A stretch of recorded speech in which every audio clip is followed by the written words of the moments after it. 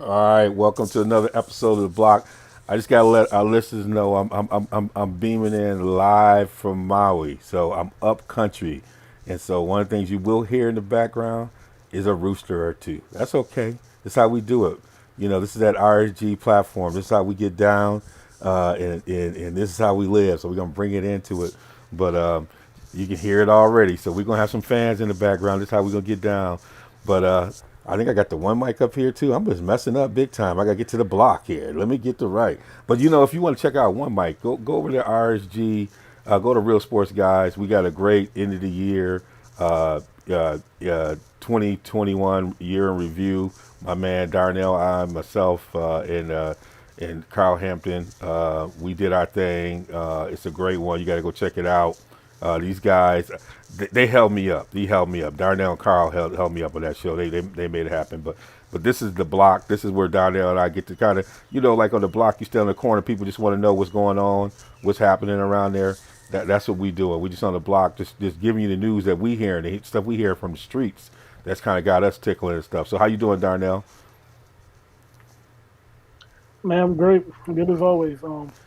New Year's Eve, New Year, man. I'm not New Year's Eve. It's New Year. it's Yeah.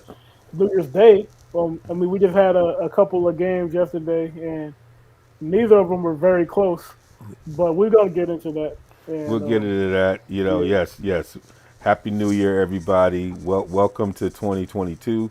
Hopefully, we see some shifts and we see some excitement in 2022. Hopefully, we can get fully back engaged in some of these sporting events in these stadiums and uh, you know uh, get this virus under control. But we're just gonna be positive and keep the energy going.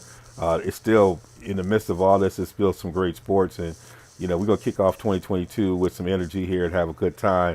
But like my man said, there's a lot going on, here in the world of sports. But I run down. We're gonna hit under the word on the block. You know, the theme of the first topic is I will go to war, and I'll give you a little bit more of that in a sense. It comes from Creed 2, one of my favorite movies right now all time. I love Creed 2, and I'll explain that in a minute. And we always been pay. I've been paying my homage to my man Fat Joe because I love this. Yesterday's price. I don't know if I got it right. Yesterday's price is not today's price. Should Ja have been the number one pick? Because he's balling, and I know Young has got a lot to say about Ja. Ja's been on a tear, but I read some articles out there, and people are questioning, should he have gone number one ahead of his South Carolina brother, native and former AAU partner, down there in the streets who's eating up all them burgers up there, my man Zion Williamson. So should he have been the one that folks should have gone because he's doing his thing. He's been doing his thing since he jumped into the league. And then we're gonna talk about what else is on the block in terms of the other news on the block. So we're gonna hit you a little bit here about the time that we have with you, and have a little fun with it. But yeah, we're gonna kick it out like Darnell said. Some games happened yesterday. The semifinals for the college football playoffs was on. You had Alabama against Cincinnati. You had Georgia against Michigan, and it was overhand right in both games. People were staggered and they never recovered. It was they got what did my one boy say? They got boat raced. It was just one of those, hmm and now you got Georgia and Alabama facing each other, and I think Georgia, like in Creed 2, Georgia's Creed. Rocky warned him, that this is a different kind of fighter. His trainer said, that's a balanced breakfast over there. Said all those days, they tried to warn them, and they got in there, and Alabama, crushed them, and then they had to go back to the desert like Creed had to, like he had to prepare differently for the second fight. And then as he came out, he had to fight. He had to go over to the Soviet Union or Russia actually. He had to go over to Russia and fight the second fight. And he came out, and his wife was singing that song, "I will go to war." And as he was coming out for Creed too, and this is what you feel like with Georgia. Georgia went. They used this time away, and they got into their bag, and then they came out against Michigan. Just let folks know that we are who we are, and now we got this matchup again. But I'm gonna tell you, Georgia fans, Don't go spend your money too quick. Because if you look at the two teams who've had the worst percentages in some of these top matchups, Michigan is number one. I think they're at 196, and Georgia's number two at 286 in terms of winning percentages. So you basically in that game had the can't trust it bowl was happening yesterday, and Michigan just kind of solidified their role and can't trust it. But don't go spending your pennies too quick, Georgia fans, because y'all Georgia is probably could be only second to Arizona basketball. I hate to do it to my brother in terms of people losing their mortgages, but I like Georgia. I like how they played. I like what they did, and obviously Alabama is Alabama. But we're gonna go to our college sport. He's a lot of experts, but we're gonna go to Darnell, who's he's into the college football game. He looks at a lot of recruiting game. Let's break down the Alabama Cincinnati game. Like what was where was Cincinnati having the problems? What did Alabama do to them on defense in terms of really bottling up their offense that you saw that didn't allow Cincinnati to get into their game? Well, it's funny because in 2021, Alabama somehow has an underrated defense. I mean, we always talk about Georgia's defense. We always talk about Michigan's defense. We talk about Aiden Hutchinson. We talk about Kayvon Thibodeau. We talk about Jordan Davis. But somehow, some way, Nick Saban and Alabama, their defense is under the radar. I mean, they still have, in my opinion, the best defensive player in the whole country, or really the best player in the country, Will Anderson, and also they also have so Darian Mathis on that defensive line. They got DJ Dale on that defensive line. They got JaQuincy. They got the Kool-Aid man, JaQuincy McKinstry, the true freshman out there balling at cornerback. I mean, their defense is very solid and with standouts all the way across the board. I mean, and this is crazy to see how they're flying under the radar, especially because they have I think they had the second rated defense in the whole country, or that might just be against the run, but I think it was overall. But Alabama's defense is amazing, and Cincinnati never had the firepower to really hold up to them, and I never really expected their offense to hold up to them. But on the biggest problem was on the other side of the ball because we saw the Georgia game versus Alabama. Georgia's defense is strongest from the inside out, right? Their biggest strength is on the front seven, and then their secondary is the question mark. They do have talent, but it's the question mark. But Cincinnati is the other way around. Cincinnati is strong from the outside in, right? And their two corners are two of the best in the whole country. I mean, but the inside is complementary. Like they love to get pressure and stuff. They like to manufacture pressure and stuff like that. But their defensive line is not really that stout. And on top of that, they run a 3-3 stack, and that's not going to be advantageous for you against a team that runs the ball. And if you look back at Alabama, they really haven't been running the ball too well this year. But they still have those bodies on that front line. They haven't been playing well this season, but they have that potential, especially with Evan Neal, who has been pretty much everybody's offensive tackle one going into the draft for this whole process. He's out there. You got Owens up there. You got a whole bunch of just big, bruising bodies on the offensive line, and they really wore away at them. And Brian Robinson had probably his best game in his whole career to this point. And I think that was the difference in this game. Yeah, he had about 206 yards rushing or something like that. So Yeah. I mean, what you have in Alabama team is that they'll take what you give them, and they'll make it work for them. That versatility, and part of what lets them do that is the quarterback. I said at the beginning of this, they got the reason why I think they're gonna win because they got the best quarterback. When you have the ability to do whatever you need to do, and you have a person who can execute that. It doesn't have a real ego about it.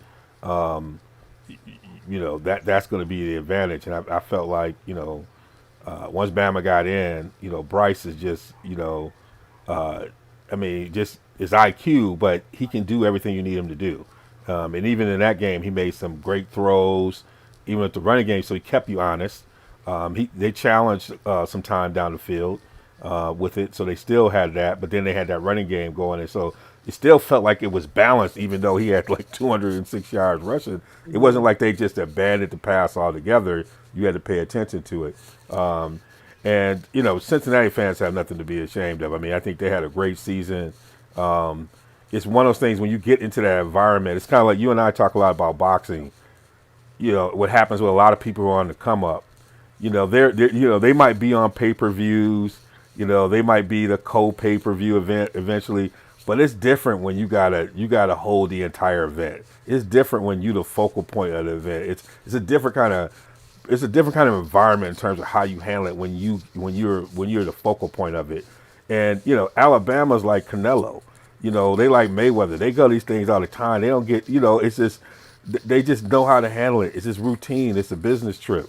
They just the lights aren't too bright. They embrace the lights, and it's kind of like you always talk. The coach always talks. Saban always talk about the rat poison. He's always got the antidote. It's whatever it is. They come in with the right mindset, and some of this is not just about matchups, but some of this how do you handle the success when you're in that space, because it's just a totally different environment.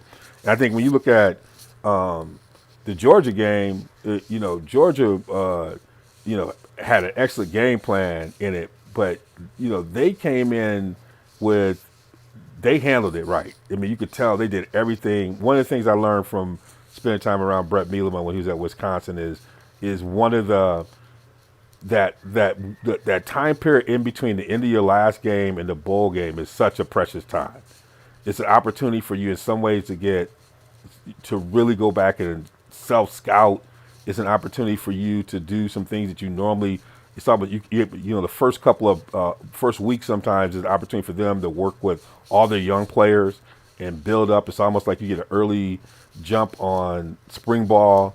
But you get a chance to just reset some of those bad things that may have emerged in the season because you just haven't had a chance to really correct it, and you can really get in your bag and do your coaching. And what you do at that time not only helps you for your bowl game, but it does a lot for you as you start to get into spring practice. And you could tell Georgia did that. Like when Georgia showed up. Go ahead. No, also was gonna say it also gave them time to get healthy. Like Yeah. there are a couple guys that are banged up, especially Yeah. George Pickens, Yeah. which is a blue chip guy. He's probably going to be a first rounder in the draft. Well, he was going to be a first rounder after, but until his ACL happened. But he's probably not going first round now. Yeah. But he's pretty much missed all season. I mean, he played. He played. I think he played in 2 games. This was the third game that he played in. But this is the best he's looked. I mean, especially in the first half, their offense was able to. The offense was able to move the ball. And they were. This was something that was very unexpected. I mean, Georgia didn't punt in the first half, and who would have thought that would happen? Georgia did not punt in the first half.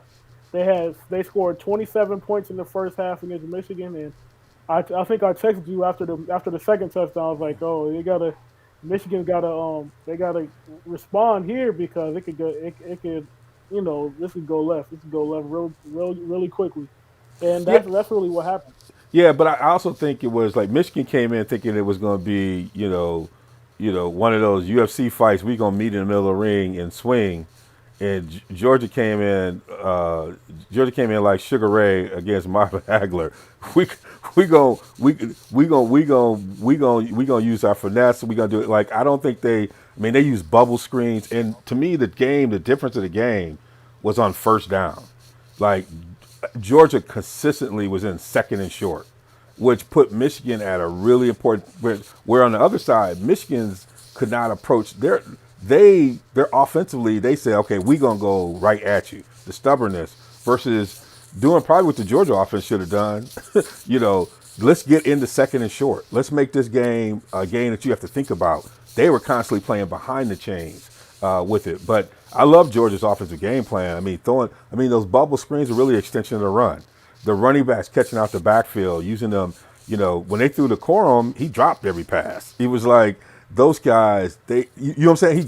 The running back dropped every pass, or the Yeah. ball got batted down, and so that you constantly being Mm-hmm. in second. If you look at the number of times that Michigan's offense was in like second and 10, second and 11, second and 9. Look at the number of times that Georgia's offense on just straight like swing passes ended up in second and 4, second. And once you're in that point, now you're dictating. And once they scored, even I think what really threw them off was is the irony is that Michigan ran this similar play in the Big Ten championship.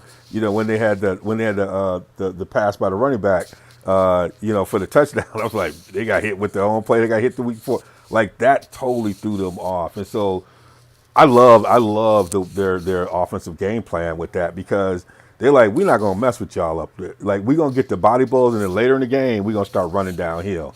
And I just thought I thought it was a great game plan. And I think for McDonald as a first year coordinator, this is going to be a learning lesson for him. There's a lot to learn. I mean, in terms of how you adjust and think about that, how you get that. And they also went right at those freshman corners because a lot of that forced those freshman corners to have to come up and make plays. But if you're going to make plays with these running backs, like you said, I mean, that running back room in Georgia, they're talking about is deep. So you just kept bringing those guys Deep. out deep, and so they're catching the ball. It's They're catching core the deep. ball out. Yeah. Michigan's trying to build that deep running back room, and they're going to get there. They got there, but it's not only them being deep, but then how you utilize it. I just thought it was a great. When I saw the offensive game plan, I'm like, okay, what's Mm-hmm. the adjustments to this, right? And you almost have to. The more I thought about this, and maybe you might have a little bit more of it. The more I thought about this, I mean, one of the challenges are that the tight ends for Georgia make you put you really in a tough position. But I almost thought once they saw what they were doing, maybe you play like a cover two, and you force if he gonna throw, you force him to think about how he's gonna throw, but you don't let them have that stuff on the outside. You put your one of the things they talked about Georgia doing differently this time on defense is they played a little bit more zone. They played a little bit. They mixed up a little bit more. But you play a little bit more so you can put your corners and put folks in a position to be able to respond. And because a lot of that stuff was going to a lot of times they're throwing the swing passes, they're throwing the bubble screens. You at least get guys in a position to be able to have some pursuit to it. But yeah, I think those are things that McDonald. I think he's a great defensive coordinator. He's gonna learn. He's gonna think about in the offseason.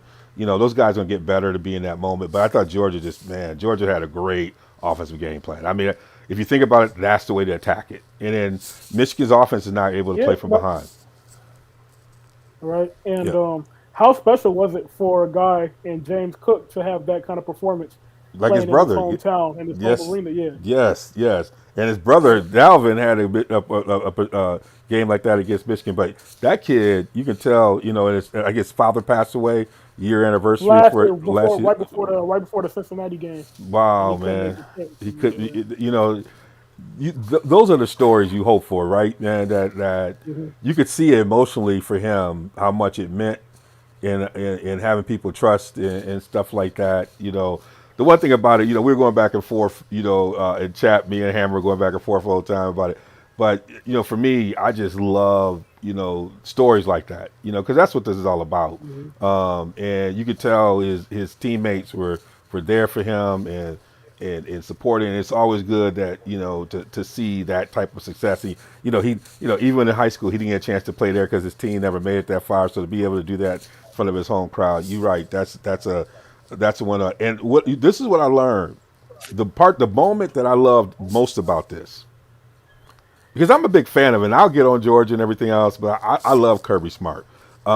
Is how Kirby Smart reacted when they were about to get the Gatorade. The Did you watch that, Gatorade Coach? bath. Yeah. Coach, I'm gonna call you Yeah. Coach right now. Did you watch that, Coach? Like, Yeah. I that? saw that. You said, That's growth. That's what I said. That's what I thought about the Creed thing. I will go to war because he made it clear we're not doing it like the first fight. Right? We've had enough of this, right? We've been in the hospital, after and laid out, after facing Alabama. We're not going to do this. But what was your impression of that? yeah. Well, like they said before, I think Yeah. Jordan Davis said this after one of the practices. He said this is a business trip. Like Yep. this is they had the rematch on their mind the whole way. It's not like they were looking past Michigan; they were just on a mission. Yep. And my favorite moment of this game was when Michigan was driving, middle of the fourth quarter. I think they're in the red zone. They're about to be in the red zone, but all Georgia starters in the game. At this point, it's 34-3. Yep. And the Kobe Dean is playing like the game just started. He playing like it was the first quarter, 15 minutes left in the first quarter, the first drive of the game. It seemed like he was playing with his hair on fire. Trayvon Walker was doing the same thing. Nolan Smith was doing the same thing. They were saying, you know what, y'all not getting in our end zone. And then they end up turning them away. But then when the starters came out and then the targeting penalty happened, Michigan ended up getting a score. But yeah, that was my favorite moment Yeah. because just the level of focus and the level of Yep. competitiveness that group played with. Yep. And I know we had a argument in the group chat about I'm gonna pivot here a little bit. We had an argument in the group chat about you said it's the front seven is close. You know what I'm saying? The talent within the front seven is close between Michigan and Georgia. I gotta disagree with that, man. You you got Aiden that's at the top. Aiden he's probably the best player between both teams. But then after that you got N'Kobe Dean number two. You got Jordan Davis number three. Um, I might have to throw Quay Walker in there before in front of Uche. I mean, I don't know. And I then wouldn't throw in Uche front is of in Uche, there. but Then there's but see the thing about it is not Uche, not Uche. yeah, yeah. Ojabo, not Oh, Uche. Jabo, El Jabo, you got me They going kind of right to. similar players. But But yeah, what I would say is this is that as somebody who played defense and played against some great teams, growing up, one of the things I will say is when you talk about teams, you have a lot of talent, but the execution of the talent, right? And I think when yeah, Michigan is executing collectively, I think it's pretty close. What I said was I think it's close, which I think Georgia is better on the front seven. But I said I thought Michigan's back end of the safeties were better. Were better. And I thought that would be prop was the little bit of the difference. I like Georgia's front seven. Those some junkyard dogs. I think Michigan's next evolution in their team is I think they're going to continue to get great guys playing on that outside linebacker spot, that edge rusher. I think they're going to continue to get like kind of like Wisconsin's been doing with that. They're going to get great guys out there. It's getting back to getting some of those great guys in the middle. I think Georgia's the guys with the hand down, when getting those guys who are those All-American candidates, in that front set, and then their linebacker. I think Ross is a great player. He's not that's where I see the gap. I mean, I think Ross is a great player, but he's not that imposing. I'm going to knock you out. he's not. Yeah, He's not Nicole. Well, yeah, yeah, speaking of that, yeah. N'Kobe Dean played a lights out game. Oh, he played a great But game. I tell you what, Quay Walker was hitting folks like it was 10 years ago. Like man, he had a few good. He had Oh more yeah, than a they few, but felt he had a lot of disrespected by great the plays. offensive But Michigan's offensive line getting that award. And who's it? Was it 77 from Michigan? He got. How's my boy from who's from Georgia who's on the telecast? who We was it? say Zach he got. Zenner? Yeah, No, we say he got boat truck or boat. He always said something little saying, you're talking about but the boat with race, something like that. boat I don't know, race or but whatever. When he are you ran talking about the right. play when you talking We, about Trayvon Walker when Trayvon Walker when it was there was one split zone something like that, and he came through and just jacked him and made just that tackle for loss, and I was like, wow. just housed him, and I'm just like, you know. But what I will say about Georgia, what makes them when you watch them is not only that these guys are great players, they play with great discipline, meaning they all execute their responsibility. What you saw on Michigan side, okay, so when Cook scored a touchdown, going down the left side seam, before the play ran, I said they're going to number four. You could tell from the beginning of the play, Hmm. they're going to number four. And I was, talking to someone here, and I said, before, right when the play was up, they're going to number four and he leaks out. And this is what I'm talking about. Georgia playing with discipline. It was clear from his first step he was a receiver. It was clear. And as a linebacker with that responsibility, you have to be thinking about coverage. But if you look at the play again, was it 25? First step was he was trying to make a play rather than doing his responsibility. If you watch Georgia, they all did what they were supposed to do. if you So that watch goes the way back to that culture, it's like that culture, that and I think, culture. Like yep, they yep. talk. Go ahead. I'm sorry, I was gonna go there, but No, go yeah, ahead. they You, talked about that. yep, They did a special. They did a special on that. I think it was after week 2 or week 3, yep. where they had all of them in the. Well, they had all of them in there, and they were talking about is this defense better than last year's defense? Last year's defense, they had pretty much they lost all their whole secondary off the team last. They lost Eric Stokes, they lost Tyson Campbell, they lost Richard LeCount. I mean, they lost pretty much their whole secondary, and they were saying this year their defense is that much better because of that discipline, because they've been in that system for so long, and especially like you said earlier about Mike McDonald. He's a new coordinator, and he's brought his system in Yeah. just this year. But if you look what Georgia, they might have had a couple different defensive coordinators over like the last 10 years ago. I mean, but still, the system has been there under Kirby Smart, where they've been doing the same things. These guys have grown up together, and they know what to do. I mean, Yep. and I think that's very important. Yep. And I see McDonald getting there. I like you see his defense in 2 years, you're going to see that. He's getting, and what you can't mistake is that he's a first year play caller. Like this is his first year running this, and he's done an excellent job doing it in his first year. You give this, it seems like you give him an off season where he's able to now reflect on going into next year. I think he's going to be there, but it's clear with Georgia. Like people get caught up in the stars and what makes and SEC fans don't get carried away. What makes Alabama and Georgia different is what we just talked about. Is when you can get great players to be disciplined and execute and do their job. As Belichick, like it's not underestimated. If you understand what a great defense is all about, a great defense is all about trust and everybody just doing what they're supposed to be doing. Great plays come off of that. If you do what you're supposed to do, then you can have great plays, and you watch everybody's where they're supposed to be. And that's what makes Georgia and Alabama different kind of cats. Is that it's not only them having great players, but there is a demand on execution and doing what you're supposed to do when you're supposed to do it, and being disciplined. And I think you could see Kirby growing in that moment with his team. That's why this game coming up here, a week from Monday, is going to be interesting. That's why I use the theme Creed 2, because it could feel like that. They got, they went in, came in like the champs, and they didn't realize there was a balanced breakfast over there in Bama. That they thought that, as you said, people forgot that Bama played defense, and they got hit. They got hit with the Drago over there. They got hit with the balanced breakfast, and then they had to go back. And Kirby took him to the desert. Kirby took him to the desert, had him getting the body blows, with the foot, had to put the foot in the tire so they couldn't get out. They had to stay in the pocket. If you ever see Creed 2, you got to see it. It's a must watch.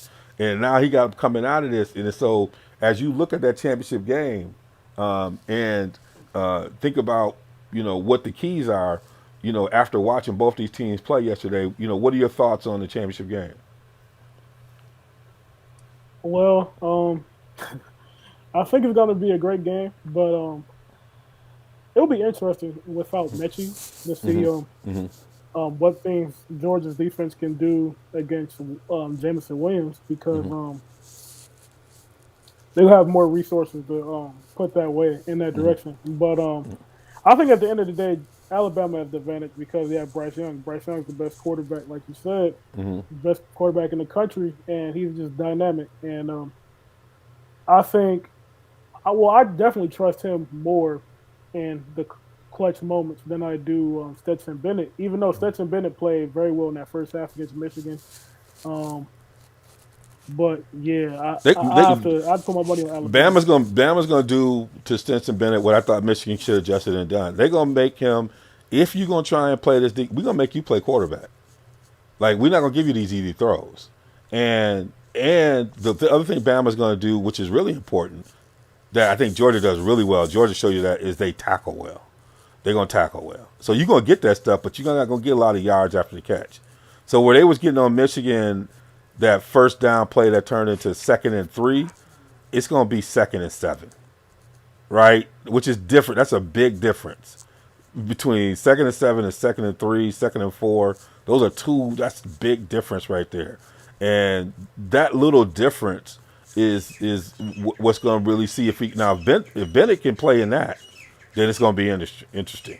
And I think those two tight ends are going to have to be something big against Bama. Like not just they both not just Bauer, but what's the other big fella 6'7"? Like Darnell Washington. my Darnell goodness, Washington. I'm like looking He at this another cat. he I'm like another blue chip guy. Yeah. I'm like man, where it was like my first days in Beloit, Wisconsin. I went down to the park hmm and played some hoop, and a kid jumped the fence. He was like 6'2". We played a little more. Then the next kid jumped the fence. He was like 6'4". Then the last kid jumped the fence. He was like 6'7". I was like, where are these kids coming from? That is what I saw. Hold Oh, and up. the craziest part about this is they have Darnell Washington, right? Yep. They have Brock Bowers, right? Yep. But but a lot of people don't know they were supposed to have Eric Gilbert. Eric Gilbert was regarded as the best tight end prospect ever coming out of high school. This dude, he's pretty much. If you haven't seen him play, he's a lot like Kyle Pitts. He's a lot like Kyle Pitts, and he started out at LSU, and he transferred, and he's from Georgia. He played at Marietta, same high school as Jalen Brown, but he has some academic issues, and I think he might have had some other issues off the field, and he's not with the team. But he was on the roster at the beginning, well, not the beginning, but during camp, and he never he's not with the team now. But if he was on this team too, and you had Eric Gilbert on one side, George Pickens on the other side, and you have the two tight ends, that's ridiculous. I mean, and yeah, that's just a scary thought. Yeah. So yeah, I'm with you. As I said before this start, I'm gonna stick with it. When you got Bryce Young, you got the difference maker. At the end of the day, somebody got to make a play, and all the four quarterbacks that was left, I trust him to make the play. And he got that winning attitude to get it. But I know Georgia fans got a lot of hope. I'm just saying, don't go spend that money too quick. But I am giving you the hope of Creed too.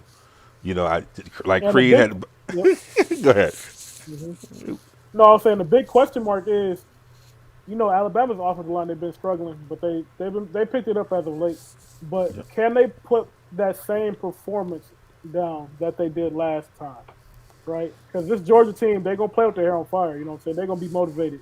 Will they be able to hold up? Will they be able to stand up to that pressure that Georgia's gonna bring?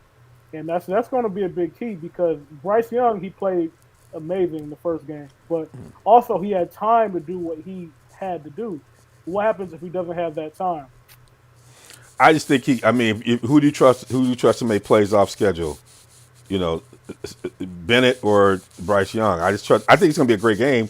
They both going to have to do that. They both going to be uncomfortable. So the way I look at it, they're both going to be uncomfortable on Monday. But who do you trust to be better at being uncomfortable? I trust Bryce. I think Bennett has great motor and get around. I just think that unlike Michigan, is those times when he's doing that is the linebackers and defensive backers are going to have their back turned. They're going to be coming right at him because they are going to probably play a little bit more zone, a little bit more combination. So guys are going to be coming in and be ready for that. I trust Bryce to make more plays off schedule. So I agree with you. I think he's going to play under much more duress. I think they're both going to play under that. But I just think I think he's got more ways to beat you under duress than Bennett. That'd be my answer to it. But I wouldn't be surprised if the game was like 17-10, right? I'm not surprised. I wouldn't be surprised if that was the type of game where 24-17, where, it's kind of tough early on. The offense kind of opened up later on. But yeah, it's going to come down to, who's got some wrinkles because in some ways Georgia played their hand to get there. They showed you this stuff, right? So now they got that on tape. So it's going to be interesting to see what else Georgia has offensively. They had a whole bunch. They had a long time to prepare for Michigan. You only got a week turnaround. They're familiar with the opponent, but I think that both these quarterbacks are going to play under duress. On them. I just trust Bryce to make more plays off schedule. So that's where I'm at on that. Well, we. Georgia fans, I will go to war, but I would tell you this: don't go to the bank. Y'all save y'all money. Your percentages is against y'all. Now they could win it. I think Kirby need it, but don't put your house on it. You know, put your. I would tell you to put uh your lunch money on it. Put your going out money on it. Don't put your car money on it. Don't put your house. Sometimes them small victories are better than anything. Don't put that mortgage on it. I know how y'all can get down there in the South. Y'all get a little crazy. Y'all gonna be on Feinbaum show or whatever on Monday talking all that junk. Don't y'all gonna be like, y'all gonna be up there like, Georgia can do this and Georgia can do that. I think they can. That's what I'm telling you. It's like Creed. I think they can, but don't put your house on it. Because I know how y'all do. Y'all might put your house on it. Don't put your mortgage money on that one. Because Bama's still, like Young said, Bama's still Bama, and Bama's defense, unbeknownst to a lot of people, are still there. They're still here. They got probably, like you said, they probably got the best player, probably the best defensive player in the country. And so, Georgia fans, I'm just pleading. You know, we got them on the can't trust the list for a reason. I'm just saying that. So, it sounds like both of Oh us are yeah, going we for talked Bama. about that. Yeah, we talked about that. The list of four. Yeah, It was Michigan, it was Georgia, it was Penn State, and it was Tennessee all time. on time. All time, the can't trust it Final Four. Can't trust the Final Four. All got big stadiums too, boy. Tennessee got that big stadium. They still think they're coming back. I mean, Tennessee. You talking about the Michigan of the South, boy? Tennessee still think they. No, Tennessee is like Nebraska. Nebraska out east. They passed Michigan. That's Nebraska. Nebraska. I love it. I love it. I love it. I love it. I Oh, love it. All right. All right. All right. But as my man, as my man Fat Joe would say, I hope I got this right. Yesterday's price is not today's price. We got to talk about my man Ja Morant. I know, Younger, you were talking about this. I saw he he had a great finish into the game move, but I think the move before that, where he did some crazy left-handed. hmm I don't know what he did to. I mean, I couldn't even. I had to watch the replay a couple times because I didn't get a chance to watch all of his games. But I know you wanted to bring this up a little bit. How has yeah. Ja impressed you, man? I mean, he just been doing his Nah, thing. Ja Morant's been balling ever since he came back from that knee injury. He's been balling. He took a game or so to get back in the rhythm, but ever since then he's been absolutely lights out. This started for me with this conversation I was having when I was playing 2K with the fellas, and somebody talked about somebody kept saying Mello, and I was thinking they're talking about Carmelo Anthony and said they're talking about LaMelo Ball, and I was like, Mm. nah, Melo is Carmelo. Melo is not no LaMelo Ball. And they were saying, oh, they was like, man, I'm telling you, LaMelo is coming. LaMelo's gonna have, he's gonna he's gonna he said, I bet LaMelo is gonna take the Hornets to the finals in the next 5 years, or either Mm. that or he's gonna win MVP. And I was like, I don't know about that because there's still some guys you got to go through. I mean, you got Giannis still gonna be in here, Jokic is there, Luka's gonna come up, and you still got to worry about Ja Morant and Trey Young. And it was like Ja Morant. And I was like, yeah, you got to worry about Ja Morant. I was like, y'all tripping. Y'all think you got to worry about Ja Morant over the next 5 years because I can see the Grizzlies making a big jump, and actually as soon as I said that, the next night is when they had the when he dropped 41 on the Lakers, and I think he hit the game win on the Lakers, or I know they won the game, but they ever since he's come back, I have his basketball reference up right now. They lost the first two games when he came back because he was trying to get his legs back under him. But they've won four straight since he's been back. You know what I'm saying? They won four straight. In that span, he had 18 points against the Kings, and then against the Suns he had 33. Against the Lakers, he had 41, and the Spurs, he had a nice little 30. You know what I'm saying? But he's been balling. I mean, the Grizzlies are going to be a team to be reckoned with. I think and they're a team you don't want to see in the playoffs. I mean, Um, we the Warriors know all about that. The from the playing game, they didn't want to. They spoiled that matchup because it was supposed to be they really wanted the Warriors in there with Steph Curry because Steph Curry, he's a rightfully so, he's one of the greatest players ever. But the league wants him in there. He drives the Raiders up. But he messed up the bag for the NBA. But yeah, Ja Morant, he's here. He's not coming, but he's here. And you brought up the question: should he have been drafted number 1 overall in the draft? Um, out. Well, hindsight is always 2020. Let's say Yeah. that Yeah. hindsight is always 2020. But I think at this point you got to say yeah, especially because um, But the most important ability Zion is availability, right? At the end of the available. day. Yeah, Right. yeah. But Zion from the beginning, he was a not really. You can't really say undersized with how big and strong he is. But as a 4, I mean, um, he's on the shorter side. I mean, he it doesn't seem like he has the same explosiveness that he had when he was at Duke. Even when he does play, even though he's been playing when Zion's on the court, he's amazing. I mean, this guy is he's shooting like 60% from the field. He's averaging 37 rebounds. You know what I'm saying? He can show the ability to pass the ball very well. He can handle the ball in the pick and roll. I mean, Zion is he's a very versatile player. He's a great player, but like you said, the best ability is availability. And I think it's easier to build a team around Ja than it is to build a team around Zion because of the position. I mean, he's the point guard, and you already know what he can do. But if you build a team around Zion, you got to build a team where you got to have shooters because he's not the best outside shooter. But at the same time, um, you also have to have a rim protector because even though he's big, he and strong and stuff like that, he's not necessarily gonna be that anchor at the rim that another big. So you have to have a big. Preferably, you're gonna have to have a big that can shoot, and that kind of narrows the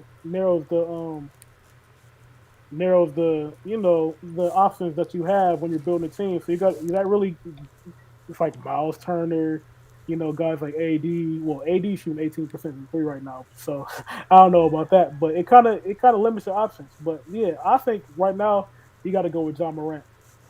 Yeah, and with Zion, what we were hoping for, you know, being in the pro space would allow for him to be fully focused, really working on his body, doing the stuff. Because I think one of the things you pointed out, and I noticed when I watched him out in Maui, is that he people got infatuated with his ability to dunk, but he was a point guard when he was young. You could see the handles, the decision making.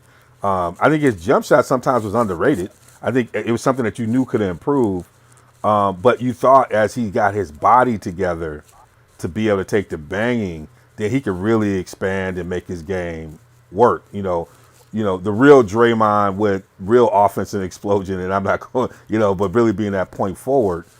I thought you could really do some things around him, but it meant him just being available and working and improving on his game. There's nothing like real minutes to get you going where you got to go. And the fact that he hasn't been on the court to get those minutes, like you said, when he's playing, he's there. The problem is his body is breaking down on him, and a lot of it's just his approach.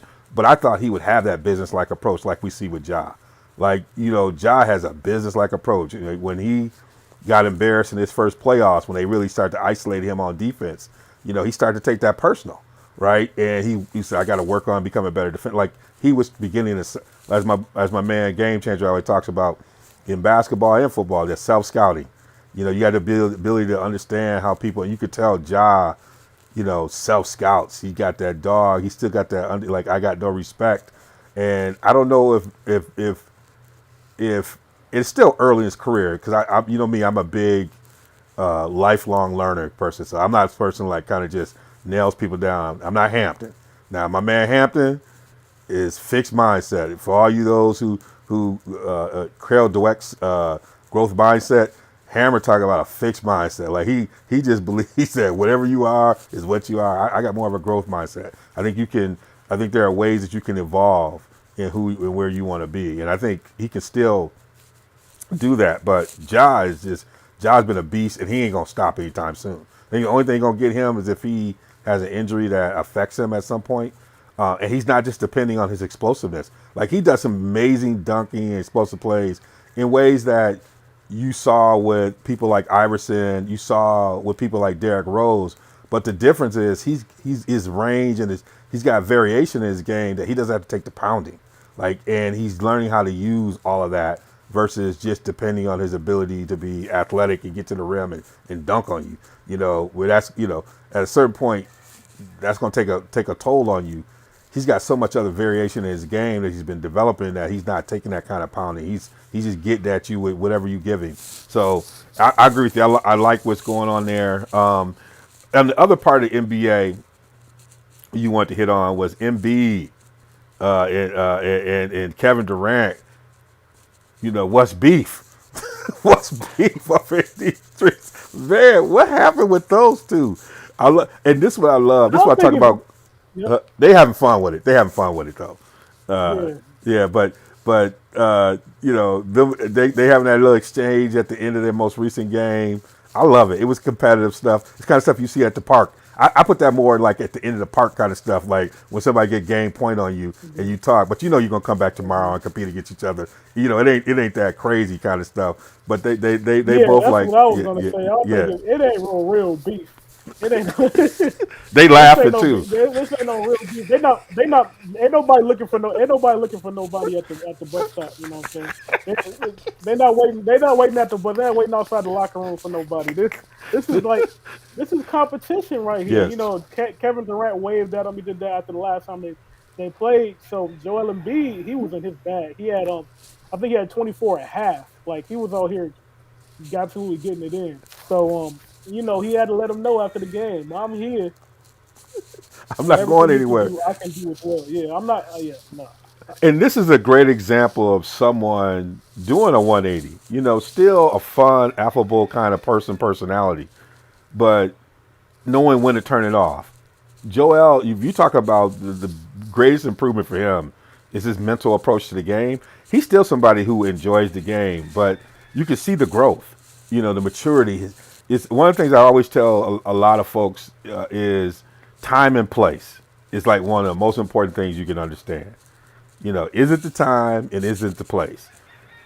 He used to get time and place mixed up. Sometimes it wasn't the time, it wasn't the place to do some of the things he was doing. Right now, he has great timing about time and place. He knows when to have that comic relief. He knows when it's business, right? And you can tell again, he's someone I think he was on the same diet as our man Zion. He had to get more healthy. He had to do a lot of other stuff. He had to do some things to allow himself to have the energy to perform at the high level that you just, you learn and you realize over time. But I love him because he's found that balance. He hasn't gone all the way to the other side. Like when Hammer tried to do the Hard album. You like, Hammer, I know you from Oakland. We know you a hard cat really in real life, but this ain't your kind of music.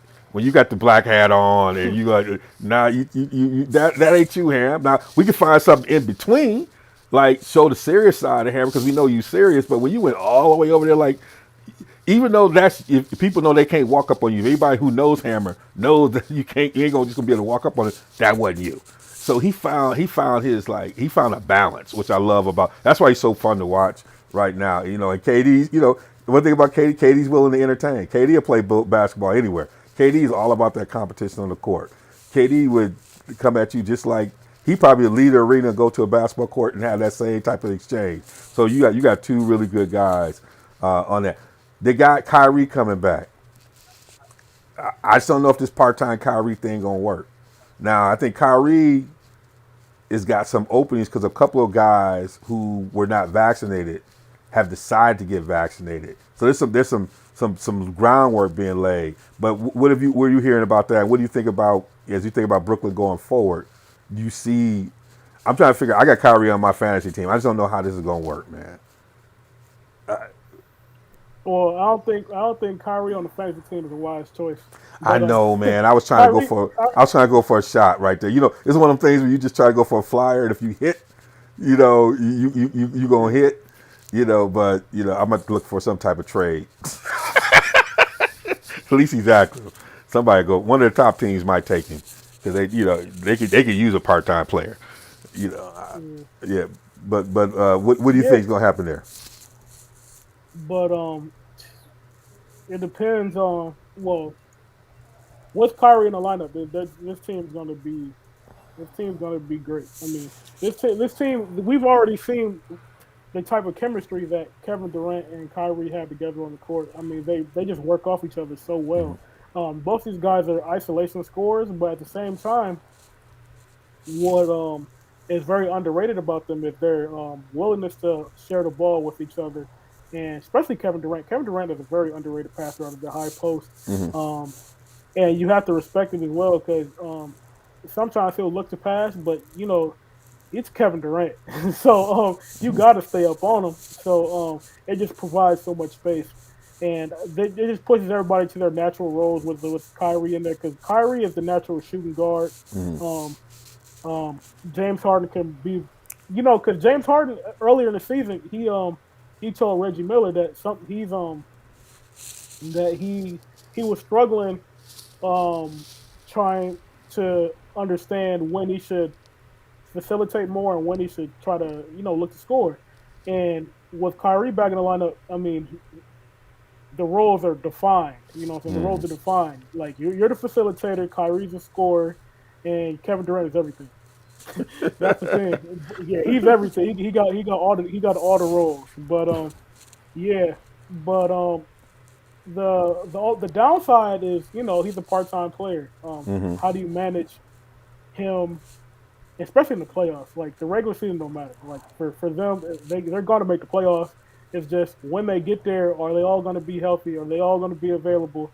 And will they still have that chemistry so where they can play at their best when their best is needed?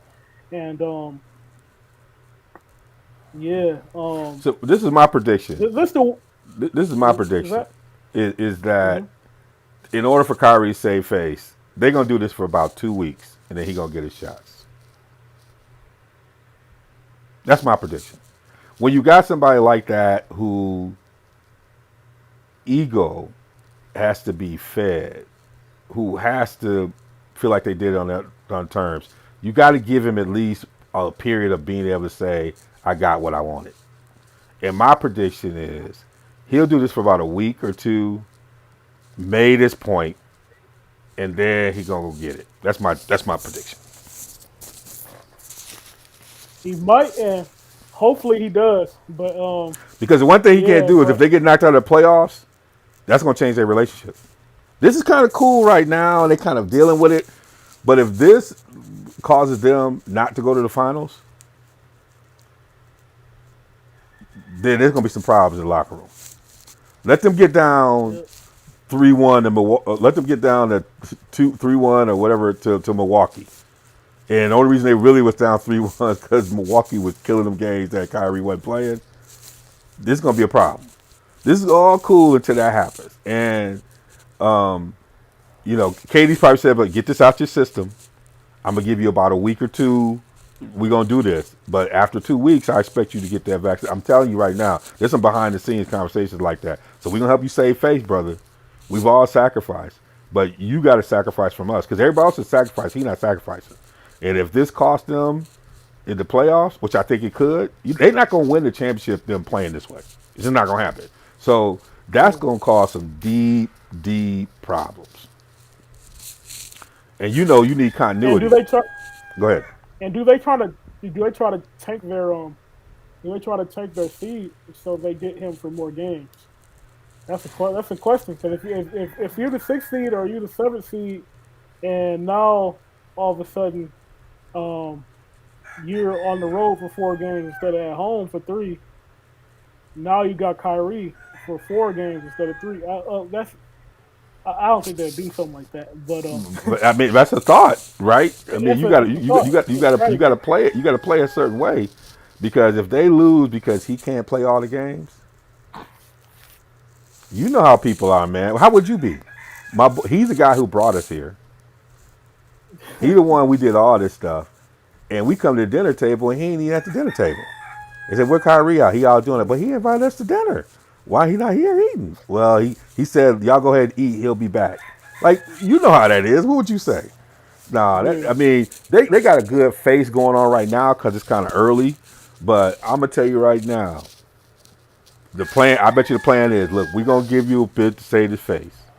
We're gonna give 2 weeks. We're gonna do it like this. But at the end of 2 weeks, we expect you to be. I'm gonna drive you to the clinic. You know, Kevin like KD like I'm driving. You can ride. We're gonna drive you. I'm driving you.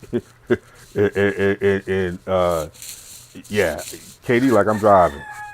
I'm driving. See, you know, I know I'm right because the rooster back there like saying you right, man. All right, what else is going on the block, man? What else you got in there? I know you got a couple other things. You said there's some news on the block. You had your ear to the streets. You know what else yeah. is happening on the block? Well, we got end of the year stuff for boxing as well. I mean, Yeah, what's up with all these pay per views? Like, I don't know, PBC. It seems like every card is a pay per view. I mean, they got a card today. I think Luis Ortiz. He keeps coming out of he's coming out of hibernation to fight Charles Martin, who another guy we haven't seen in forever. Well, yeah. how is this a pay per view fight? I know it's not a high price point, but No, still, I ain't paying for this. I know, but hell, this is the price point the previous pay per view should have been $39. What the previous one was like 79. I said, Yeah, what? This should have been at this least should be on at least regular fight. this should be This yeah should be. this should be on Fox. This should be live on Fox. This is how you get the eyeballs going to build up the momentum. Mhm. It's going to be a great fight, though. I like Charles Martin and Luis Ortiz. You know, he's the Grim Reaper. You know, not too many Yeah. people want to mess You with got him. Frank. Yeah, you got Frank Sanchez on the undercard as well. Frank Sanchez is another really Uh, good boxer out of yeah, that Cuban school. Yeah, yeah. I I don't mean, think he's yeah, actually. I don't think he's Cuban, but he can yeah. box. He is out of that school, but he's got the He's Cuban. Yeah, yeah, and he's got great. You can see like just whenever you get a person that big that's got that kind of fundamentals, like he's a middleweight. That's scary. yeah, And so, but you know, because they spent all that hmm time in the school, they come in much older. Same thing we dealing, right. we dealing with like, they got a window where they got to make it count, right? And in this era of boxing, where you got to be on the right side, they on the right side of the street for this, I guess. The heavyweights seem to figure out how to make stuff happen anyway, but yeah, Yeah, those guys they got a short clock. They got to get this stuff done. They got to start getting this money. So right. that's why they had to do 39.99. It's like we got to get some money in these guys' pockets because we don't want them fighting us in the back alley. Yeah, and then Keith Thurman, Keith sometimes, one time, sometimes Thurman, he's fighting He said Keith on pay sometimes. per view. He's fighting on pay per view against Mario Barrios. Mario Barrios is the dude. Last time I seen him fight was when he got knocked out by Tank Davis, and he's fighting at welterweight now against Keith Thurman. And I I don't know if they just don't got enough TV dates or what's going on. Everything is pay per view, man. Everybody trying to get that money in 2022. We trying to get that Yeah, money. Whenever we can get it, the we trying to pandemic load is up in the front. yeah yeah the pandemic has robbed them of so much money. They gotta refill their pockets. So, but yeah. It is what it is. What But we else do is in got the street? Ugas. Go We ahead, do got Ugas. Ugas and we got Ugas and Spence. That's going to Woo. be a great fight. Now, I mean, yeah, I'm looking forward to it. I was on the Ugas side when he was up against Pacquiao, right? Hmm. Ugas is tough, man. People just don't put enough respect on him, but Ugas is like he ain't gonna be flashy, but he just straight up tough, man. I was a little nervous with Spence on that because sometimes you could drink a little too much. Now Spence is a dog himself, we know that, but that Ugas boy, he ain't gonna like your boy said in Creed too. That's a balanced breakfast over there, man. I hope they told him that. I hope they told Spence that's a balanced breakfast. I know he don't you running away from Crawford. Don't run into something. Now, if Ugas beat him, now you know Crawford and Ugas gonna get down. But yeah, don't you? Sometimes Yeah, you can run away from something right into a right hand. Don't do that, man. Don't do that. That's a yeah, you. but Go ahead. at the same time, this is kind of. I know we kind of poking fun at Spence not fighting Crawford, but this fight could bring us closer to the Crawford fight because they got if whoever wins this fight gonna have three of the belts and the other Yeah, one's gonna and the other one is Crawford's belt. So There's nowhere else to go after this. Let's just say that. Oh, And so you say they don't yeah, they've been going down the street so long they don't run into a cul-de-sac. yeah, you gotta turn, you gotta you gotta come back around. There's no You exit. gotta come back. Nope. You know, Well, Crawford standing at the end of the block. You got to turn around and come right back at. There ain't no, there's no. You sometimes you turn around, you turn down the street, and you the sign's like, wow, no exit. You mhm. got to figure out how to get back And out, and then, yeah, and the thing about this situation is this fight had to happen sooner or later, preferably this year, because like you know me, I when I talk about boxing, a lot of times I always talk about the young fighters, I always talk about the prospects, but it's real. They work their way up up the rankings. If you look at the rankings, Virgil Ortiz is number one in WBO. I'm sorry, and I think Jerron Ennis is number one in the IBF.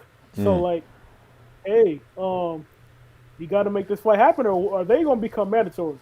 And you don't want Jerron Ennis as your mandatory. You don't want Jerron. Like, yeah. I can tell you You on it ever because heard the the phrase? rooster is loving what you're saying because you are Yeah. right on. You ever heard the phrase? You caught between a rock and a hard place. If you caught between the Terrence Crawford fight and the Jerron Ennis fight, that is not a place you want to be in. But it's a place where we want to be in because Is it's going to be a great next couple years. I predict it's going to be a great next couple years of boxing, as long as we don't have to pay $100 for every fight. Yeah, they gonna try and It'll milk be because it'll be a, they either gonna try and get this stuff in before the pandemic messes up some of these live events, but they gonna get their money from somebody. yeah, But I tell you, I enjoyed that Crawford fight that I went to here recently. Yeah, I mean that was a doozy. So hopefully that was one of the events that we could get to live on one of these things. We ain't got to worry about the pay per yeah. view. We could Oh sit out there. yeah, and on another note, a fight is going to come up real soon. Before we know it, Jermell Charlo and Brian Castanos, they gonna do it again. Part two. Last fight was a great fight. I mean, it was a draw. You couldn't argue either way. I mean, you could argue either way. You could have said Charlo won, and I wouldn't argue with you, and you could have said Castano won. I wouldn't argue with you. So the proper decision was a draw, and they're gonna do it again. And and this fight is for all the marbles. All the belts is on the line. It's undisputed at 154, and this is what the sport is all about. And that's one I And pay we're for. gonna see it. Yep. That's what I would pay for. Now that's properly Hmm. priced. But yeah, these other ones they fleece. It's a that segment they used to do fleecing of America. There's some fleecing going on Yeah. out here in these streets as well. So we gonna be able to see that. We're sitting here in this first quarter of 2022. There's gonna be a lot going on. We're gonna get excited. We're gonna be on this journey with you. And so, come back here, check us on the block. Also go to realsportsguys.com and check out everything going on out there with us in RSG. We got our year in review out there. I thought it was an excellent show.